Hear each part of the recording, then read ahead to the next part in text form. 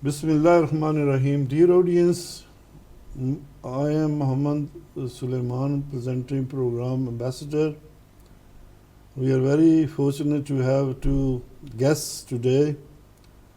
The format of our program is that we invite guests from our local community, talk with them on different issues. Our first guest is Mrs. Sarah Hughes Clarkson.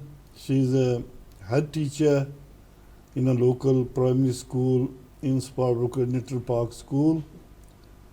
And our second guest also teaches at local college and is relationship counselor. So first of all, I welcome both of you to our program ambassador and Ahlebait TV channel. Thank you. Thank you. Mrs. Clarkson, first question I would like to ask you is that, could you tell our audience something about yourself, where you was born, where was you raised, and how come you got involved in teaching? Yes, of course. So I'm Sarah. I was born in Birmingham. Actually, I've never really moved too far. My parents are both from Birmingham. My dad's family originally were from Stafford, which was quite a farming area. So my dad's family and heritage is farming. And so I went to school here. I went to school in Quinton in primary school. I went to King Edward's Grammar School in Handsworth as a secondary pupil, different sixth form college. And then the only time I've left Birmingham really is to go to university in Swansea in South Wales. And then I came back to do my teacher training year. I spent the first 12 years of my teaching career in Dudley, just outside Birmingham, and then I've been at Anderton Park for just over 15 years, 5 years as deputy head, 10 years as head teacher. And my dad was a secondary school head teacher over in Dudley. So maybe I've got it a little bit from him, that passion about teaching and learning and children. I've also got two of my own children, two teenage girls who've also been through schools in Birmingham. My eldest is now at Manchester University. So it's a little bit in my blood, but also I think primary and secondary, there's a lot in common, but there's a lot that's different as well. We start with 3-year-olds and we go to 11. And my dad's school obviously went from 11 to 18. So it's partly in the blood and a massive passion. Just children are magical. And I love the little ones. I love that age group. And it's what I wanted to do my whole life, really. I think when you're little, I went through wanting to be a pilot, probation officer, hairstylist. I went through all of those things, but actually I think I always knew I wanted to be a teacher. So I've been this is my 11th year of being a head teacher now. So it is the best job in the world, without a doubt. Difficult, fraught, stressful at times, but never the same on any 2 days. And so many opportunities to make a difference to people's lives, not only the children, but the staff who work there as well. It is really an incredible job, more than a job. It's a way of life and it's a vocation. Gozalla Salim Saiba, you work with, you teach in college. That's right. And you work with teenagers. How do you, motivate young people in learning? Because these days, they have so much attraction, in the society, and education sometimes is not their, first priority. So how do you motivate them? How important education is? Obviously, you look at, you show them role models on how people have been successful and how important education is throughout their life and how they're going to, inspire and how they're going to sort of achieve things. So we obviously work with different techniques to sort of get them interested in education. And of course the lesson designs and the layouts, you have to create lessons that are going to be interesting for them so that they can be engaged. So and you try to bring in a bit of a swing with it so that that you actually they have something that they can be interested in. So you have to design your lessons obviously for young learners so that they are actually quite interested in the actual lessons rather than just giving them something to do, work to do. They're all obviously going to be bored. You have to get them to be engaged. You have to get them to participate in things. You have to do different sort of activities so that, you know, shorter, snappier sort of activities so that they're constantly sort of on the go, sort of, you know, setting them targets and giving them that sort of objective, you know, sort of target so that they all achieve that. Excellent. Mrs. Clarkson, you know, you're a head teacher in Enderton Park School in Sparbrook, and Sparkhill is, you know, and some other areas of Birmingham are very run-down areas. And how do you inspire, you know, small children, you know, to do well in education so that they can, you know, achieve their potential and you know, set them for life?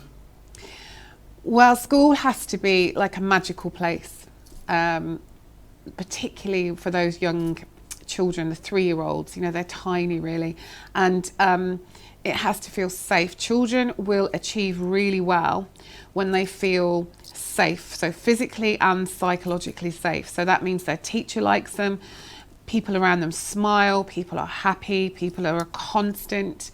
There's never good days and bad days at school, they're always good days.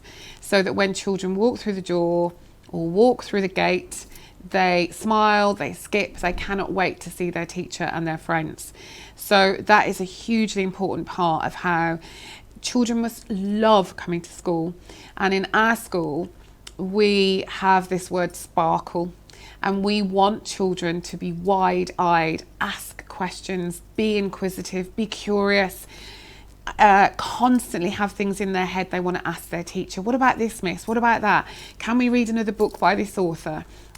Why did that happen? Can we find out a little bit more about this? We don't want passive children who just sit there quietly and nod.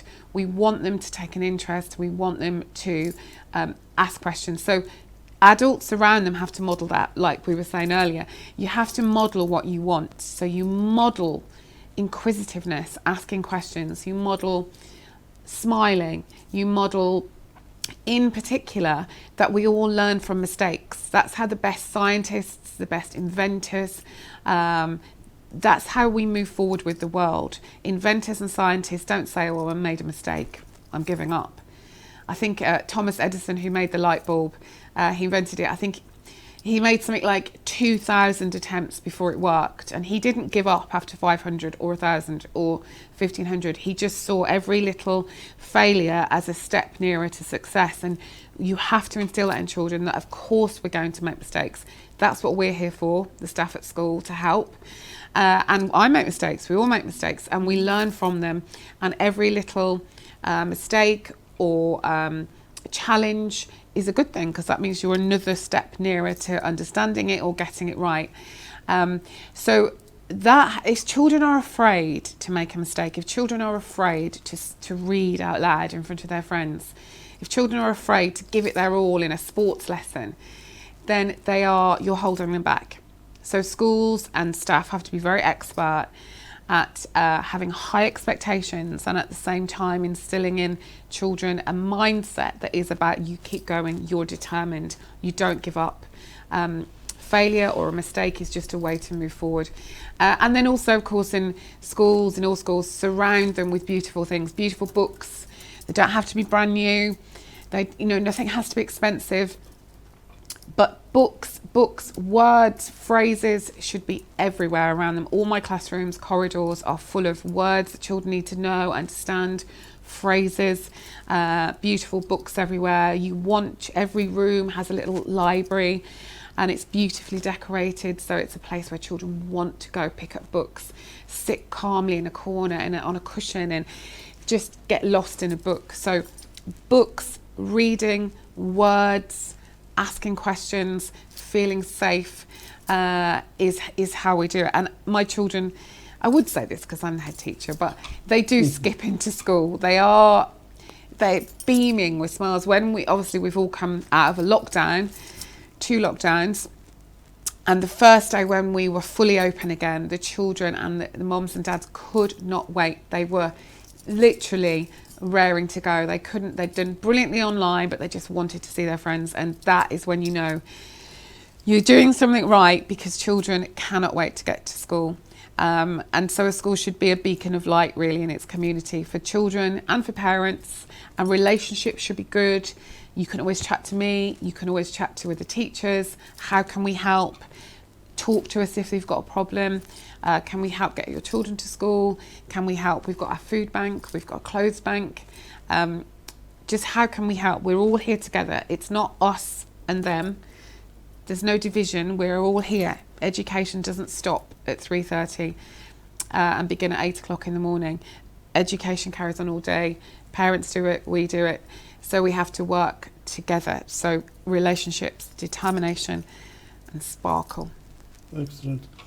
Gozalla Salim Sahaba, you are also a relationship counselor as well. How important it is, for parents to have a good relationship with their children, so that they can inspire them, push them, in education, maybe show them direction, what they want to do in life. How important is that relationship between parents and the children? I think that's absolutely, there's no question about that. This paramount that they have to have a very good relationship with their children, in particular when it comes to them actually with their education. They need to know where their child is, where their starting points are, where they need to actually get to. And if we're talking about primary school sort of children, that connection with their teachers, getting the reports on a regular basis to see how the children are progressing, what areas there are gaps, within their education, and how they can help them to sort of, get them, support them through home tutoring or, whichever method they wish to use to sort of support their child. But, it's important to know the behaviour that their child is having in the school, their attitude towards learning, their positivity, and the parents really need to instill that positive sort of mindset within the children. So when they do go into school, that they are ready to learn. They're sort of firing up so that they want to, like Sarah said, that, they skip to school. They're really eager to meet with their teacher. They're really eager to meet with their other sort of classmates. But the parents need to have that connection with the child to be encouraging them and be supporting them,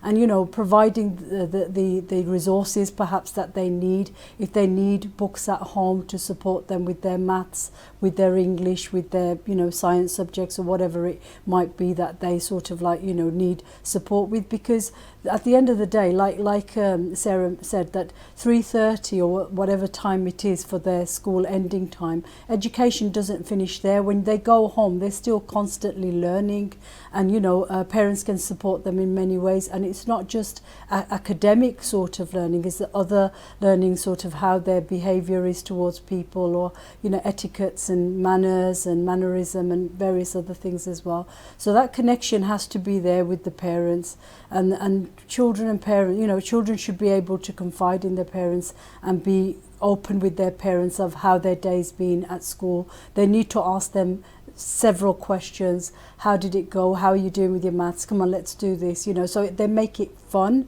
and it'll be a memorable thing for the children as well if they sort of make it like that. And even for sort of adults, that when we're talking about adults, obviously it's a little bit different, but adults should be going home if they're sort of at a college or at a university, and they should know exactly what they need to do, because obviously they need to do assignments and things. They need to be setting themselves a time aside to actually complete that, rather than going and we'll forget about this today, let's go out or do something. They need to sort of have their own sort of timetables as well. But relationship with parents and children was the question, and I think it's paramount. They need to talk a lot, they need to question a lot, and that's where the relationship is built, and that's where children will be open towards their parents.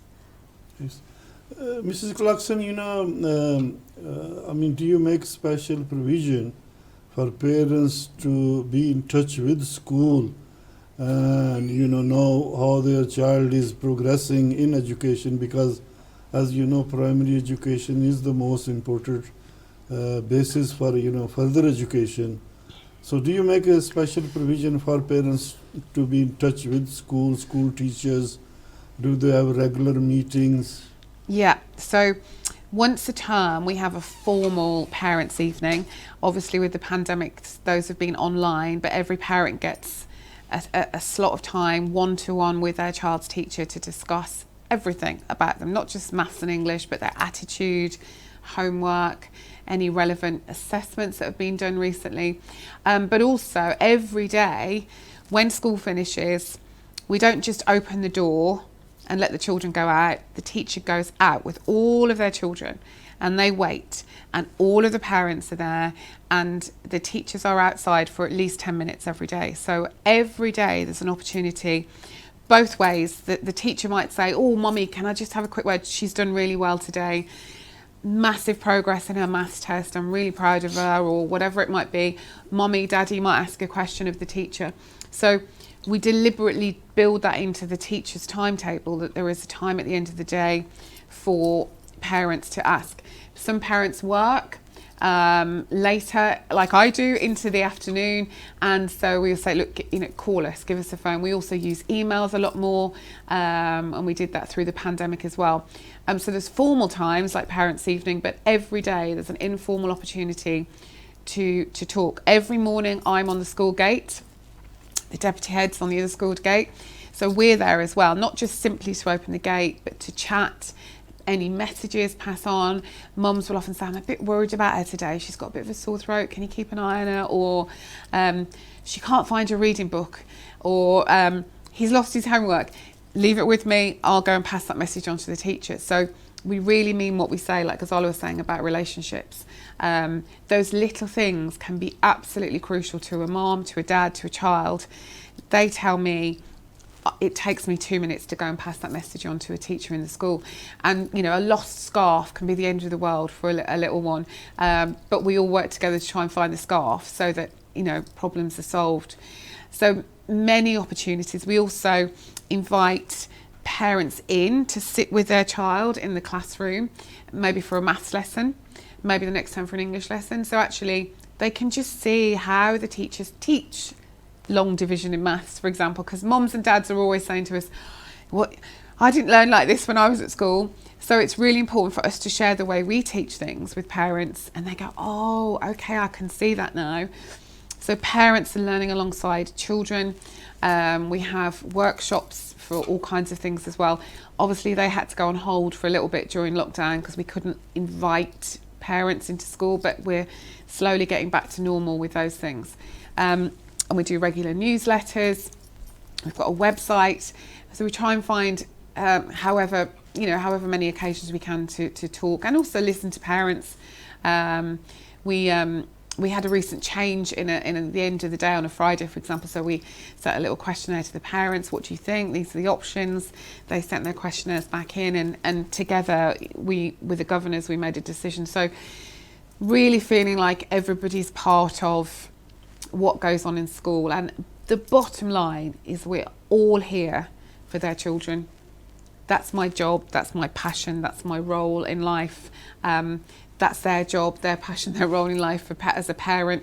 And so as many times as we can talk and share ideas and what we're doing and listen to parents, then it will be better for everybody. Excellent. Gozalla Salim Sahaba, in college, a lot of parents, like say from the Muslim background, a lot of have a fear of sending their children to college. And how do we, build that relationship that, say to the parents that, look, your children are safe in college and education is important. So does college make that special provision to be in touch with parents, and how important it is for children to get good education so that they can get a better employment? I think with society now, everybody knows that it's not just that everybody needs to work and everybody needs to have an education to get a better job. So the workforce is demanding that. So if for example, a child is not going into education and they're going into the workforce, they know that the sort of jobs that they're going to be getting without an education are going to be jobs that maybe they could do better with. So, you know, parents are not really that reluctant to send their children to colleges, because they do know that they are safe in that environment. They're safer in an environment in a college than being anywhere else. And you know, so the question about, you know, are the children sort of feeling that in fear of going to a college, I don't think that that's a real situation. I think that children feel very, very safe. Obviously we have certain policies and certain procedures that we ensure that everybody is safe, and there's no sort of differentiation on a particular race or a particular group that, you know, where they're being excluded. In fact, the majority of the students within the college where I'm teaching are from the Muslim background, because Birmingham is very multicultural and it has got a lot of Muslim sort of, you know, students sort of coming through the doors. And for that reason, you know, another concern that the parents might have is that, are our children getting halal food within the college, or, you know, are they able to pray, or are they able to do things? And all of these things have been sort of addressed, and they're you know, good. There's in the canteens we've got enough food for sort of like, you know, for the Muslim population and stuff. So I think you know, children in themselves, they are quite competitive. They do want to sort of go into colleges and universities and achieve now. I don't think it's the time where people used to fear that, you know, that college is a bad place, that the bad things are going to happen there and children are going to go astray, or they're not going to follow the you know, the religion or the culture or something. I think times have changed, and even the teachers there, you know, the majority of them are from different ethnic backgrounds, so they have a real good understanding of what parents might be feeling, or, you know, so this is quite diverse, and I think that's quite a good thing. So and if parents are concerned, there's so many people that understand the culture and the religion, they can come and actually talk to them. We have an open sort of door policy. If they want to go and meet with the teacher, they can contact us via any form of communication. There's so many different ways that they can contact the college, and a time can be set aside to discuss any of their concerns, really. Mr. Clarkson, you know, in your school, Anderton Park School, majority of children are from Muslim background. Do you see, I mean, any special problem that you have with the Muslim parents, or you know, what sort of you know, interlink there is between parents and school, that, you know, the children are happy going to that school? Yeah, there are not any problems at all. I mean, the education is so important to all of our parents, and I know that's important in Islam as well, and I know there are beliefs in Islam about a teacher is really like your parent, or even equal with your parent, I think.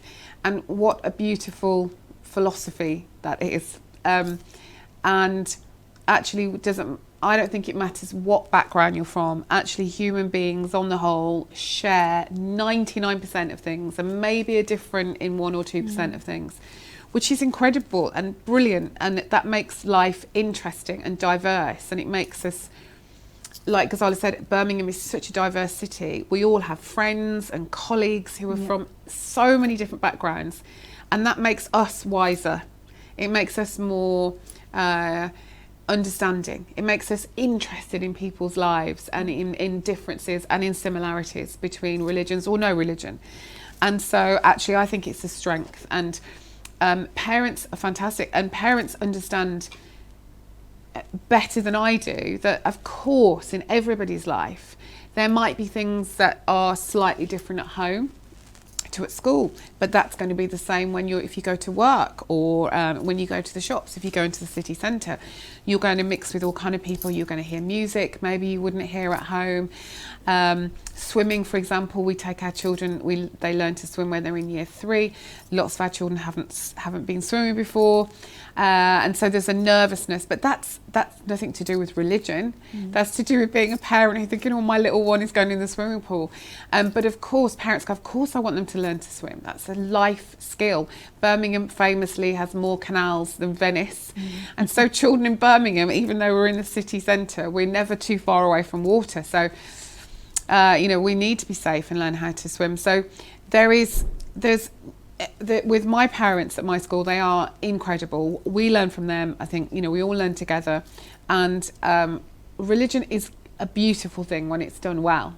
And it gives families love, compassion, patience, sabr, all those beautiful words. And that has to be a good thing. That's where religion, faith, culture, heritage can join together with education. My school's not a faith school. You're right, Mr. Suleiman. Most of the children in my school are Muslim. It's not an Islamic school. It's not a church school. It's just a school. And so so many of those things linked together to give children in my school are so clever. They speak 2 or 3 different languages. Many of them go to mosque after school. They're learning all day at school. Then they go to mosque. They are so incredible at how much they can learn and their patience and their willingness to keep going. So it's complementary. And if there's ever very, very occasionally a parent might say, I'm not sure if I want my child to learn about other religions, for example. I can't honestly remember when it's happened. I've been there for 10 years, but they might, and that is their right, and we talk about it. And talking about it is the magic, because there isn't a magic wand, but sometimes there might be a misunderstanding of what like RE religious education is at school. It's not worship, it's learning about the different religions in Birmingham. It's not worshipping in a different way. It's not praising a different God or a different form of God or praying necessarily. It's just about learning about that religion and what we can learn from other religions. So sometimes people go, I didn't realise that. So talking these things through is everything really. And there are no issues at all, because the basis of education, the basis of Islam is very similar. It's about working hard, respecting your family, respecting your teachers, making a difference in the world. If you're religious, you believe God gave you gifts and strengths and a brain and a heart. And so that's exactly what education is, that you have a brain, you have a heart, you have passion, you have determination. And I think the two things are very similar. Excellent. As far as resources for your school, do you think you receive enough help from the government, so that you can put more resources in school and in education, so that children get better education and you have better teachers and equipment and things like that? So. Yeah, I mean, we're very lucky in the UK and in England that we do get money for what we need. There's never enough to do all the things you want to do. One of the areas where we need more is if a child has an additional need or a special need, or is struggling. Often that means they need a little bit more time with some adults, maybe a bit more extra work in English, or a quiet area to work quietly with one teacher or one member of staff. That takes money. One more member of staff to do more reading costs thousands and thousands of pounds every year. And that's what I would love. I would love some more money to help the children with special educational needs, because at the moment we get a little bit sometimes, but it never seems enough. We're lucky in our school, we have a beautiful Victorian building. It's a grade 2 listed building, which is fantastic for the heritage and for the history, but it means if we need a new window, it's expensive because we have to have it in the original wood, etc. So we're very grateful for our beautiful building, but there's no extra money for us because we've got an old grade 2 listed building school, so that can be difficult, but we do our best. We have pots of money for different things. The government have recently given us quite a lot more money for laptops and things like that throughout the pandemic, which we were very grateful for. It meant we could give families computers to have in their homes. And there's never enough. We always want to do more. We take children out a lot on visits. We go to the theatre, to the museums. libraries, but we ask parents to help us with that. I would love money so that we never had to ask parents for any money. So we're, for example, we're a Royal Shakespeare Company associate school. So we do a lot of Shakespeare. I'm a passionate Shakespeare fan, and Stratford-upon-Avon is not very far away. So, for example, in a few months' time, we're taking all of year 6 children to Stratford-upon-Avon to see a Shakespeare play. So we don't have money to pay for that, and we have to pay for the coaches and the tickets. So we ask parents to pay for that, and they do. They're fantastic. And if they really struggle, then we have a little bit of money we can help with that.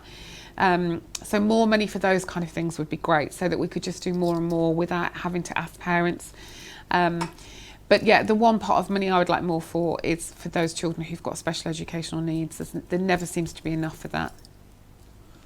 Gozalla Salim Sahaba, as you're a relationship counselor, how important it is, for mom and dad to show, good relationship at home, so that children feel safe in the home environments.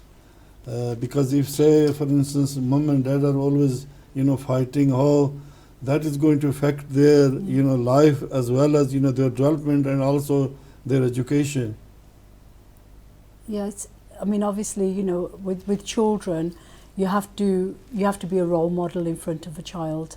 So any negativity, any abuse, any foul language, any sort of aggression is going to affect a child. It's going to affect them at home. It's going to affect them in school. It's going to show in their performance at school.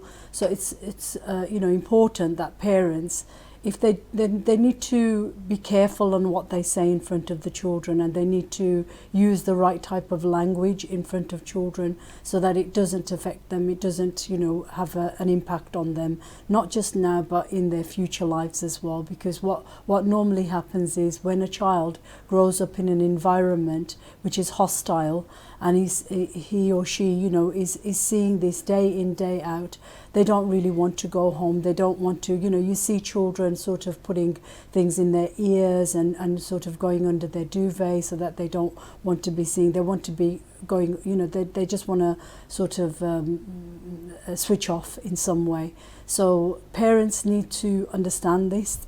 Parents need to know that their behaviour, their attitudes, their arguments are having a huge impact on their children. Sometimes some child will actually lash out and they'll say, why is this going on, or why are you doing this? Some parents will then sort of, realise that how this is affecting their child, but some parents just continue to do the same things again and again and again. And the teachers are quite sort of, they can see sometimes a behaviour change in a child. Maybe they're very quiet, maybe they can't open up to tell anybody what's going on, they feel ashamed of what's going on, so this is engraved into their, it becomes part of them then, and it's a very bad environment. So parents need to understand that they need to have a positive attitude at home. Then it needs to be a loving and calm environment. If unfortunately sometimes relationships don't work out, parents do have difficulties getting on with each other, but this shouldn't really be affecting the children, So if for example they are struggling with their relationship, they need to sort of maybe go and ask for help, some support, where they could have some coaching session to sort of see what the bottom line is, what's causing these issues, why are they drifting apart, what's the bottom line of all of this. So, but then if they can sort their problems out, then that's absolutely great. If they can sort their differences out and come together and stop these sort of negativity that they're sort of creating at home. And if things can't work out, then they need to decide what's best for the child as well, and what's best for them, because living in an environment that's going to be continuously being hostile, it's not really the way that they want to be living their lives as well. This is not a nice way to live. So they need to decide, sit down away from the children, discuss what's happening, what's going on, why they're having the problems, and just just sort of break out from that really. And if it doesn't work out between them, then they need to decide which way they need to go. Mr. Clarkson, Anderton Park School children and teachers get involved in a lot of charity work. Could you tell our audience, what sort of charities do you support and how important it is for children to know that, there are people in the world who need help in society, and we should be there to help whoever we can. There are quite a lot of high-profile charities in England that have a special day, for example, like Red Nose Day or Children in Need, and they're on the television and they're well advertised, and they're really good at getting schools involved. So we do some of those where children maybe come in their own clothes, not school uniform, and they pay £1. And then throughout that particular day, children will learn in class about the charity we're supporting that day. So we do those quite regularly, but we also do some that are less well known and about very different things. So for example, there's one called Jeans for Jeans Day. So children and staff come in their denim jeans or a denim jacket, and that's actually a charity about genetic brain issues that some children may have. So we do a variety of charities. Some are medical, like that one. Some are for foreign, different countries, particularly if there's a country where our children have family and heritage. We may do some fundraising for them as well. Some of them are for British schools and for British children, and some of them are for a mixture. So it's really important. So that it's not once a year, it's very regularly. It's probably about once a month. So we probably have 10 or 11 every year where we're raising money. And then we also have things like summer fairs, Christmas fairs, where that money might go partly to a charity and partly to school, maybe for some new books for the library. So that idea, and I know that's very important in Islam as well, that giving money is a very important part of their lives already, so they understand that. But not all our children are Muslim, and so that's a great way of everybody coming together to help people who we don't know, because that's often what charity is. You don't know these people directly, but it's important to give, trusting that money will get to other people who need it. And also, as I mentioned earlier, we have our own food bank, which we started through the pandemic because many families struggled because their jobs had dried up. They still had rent to pay, they still had their bills to pay, and shopping is very expensive, food shopping. So we teamed up with a group of people in Birmingham who can provide food for that, and we provided 3 or 4 bags of shopping every week for about 25 families and more if they needed it. And then through that we also developed our own clothes bank, so people, my own family, my mum, my dad, all their friends at their church, they give me loads of clothes, children's clothes, but then it's developed into towels, bedding, saucepans, plates, anything anybody might need. Instead of giving it to a charity shop, people now give it to me and my staff, and we have a lovely area where people can come. Sometimes we open that on a Saturday, so it's a bit more relaxed. We opened it on Christmas Eve, for example, so that families could come. And also they can tell their relatives as well. It doesn't even have to be parents from our school. It's really anybody who needs it. So that's a different kind of charity. That's not asking for money, that's just asking for donations of things that people may need. And also it's a great way of saying we all need help at some times in our lives. Helping when you can is a very important part of being a human being. And time. Sometimes you can't give a donation, but you can give some time. You can talk to somebody, or you can make them a little card, or you can cheer them up by having a conversation. And also, we have this incredible restaurant who got in contact with us to say, this was during the pandemic, but they've carried on. Every week, they bring us 100 hot meals from their rrestaurant, all packaged up. Half a vegetarian, half a meat, and they bring them and we give them out. And I mean, that's probably £500, £600, £700 worth of hot food every week. And they just do it every week. They come and they give it out to the families, and then they come back the next week. So this kind of lovely feeling of giving and that is part of everybody's life, has actually gained us, you know, more, these people coming saying, look, can we help as well? Can we give out some hot meals every week? So it's not secret, it's not shameful, it's not quietly done just for a few families. It's something that is available for anybody, because at any point in any of our lives we may need help. I might need help, might be somebody to talk to, might be somebody to help me with something. And so it's to break down those barriers that asking for help or needing some food or needing some clothes is something we can help with, and if we can help with, we will. Well, can I thank you, both of you, for coming to this program, Ambassador, and maybe in future, if you're doing some special project, we can invite you again. Thank you very much. Thank you. Thank you.